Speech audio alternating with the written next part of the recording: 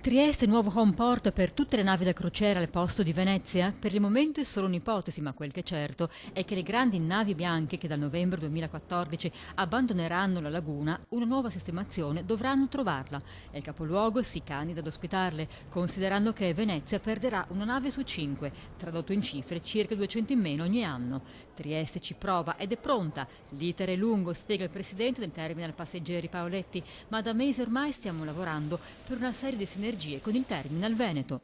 Prima che Venezia lasci scappare le navi ce ne vorrà.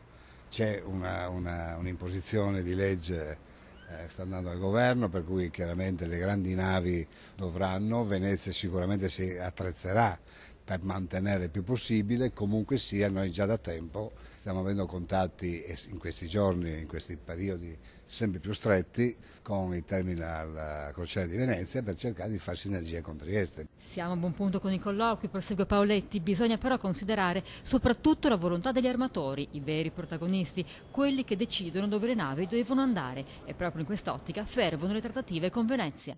È evidente che in un accordo con Venezia avremo sicuramente più possibilità e ci stiamo lavorando proprio per questo, però stiamo lavorando anche sugli armatori, offrendo a Trieste un terminal importante, nuovo, che stiamo pubblicizzando in giro per il mondo. Già dal prossimo anno arriveranno altre nuove grandi navi e a tale scopo TTP ha inoltrato la richiesta all'autorità portuale di poter allungare e mettere in sicurezza ulteriori 150 metri di banchine del terminal, un'opportunità in più per accogliere al meglio anche le navi da crociera che dovranno andare via da Venezia. Siamo pronti ad ospitarle, stiamo lavorando con il terminal di Venezia e stiamo lavorando con gli armatori.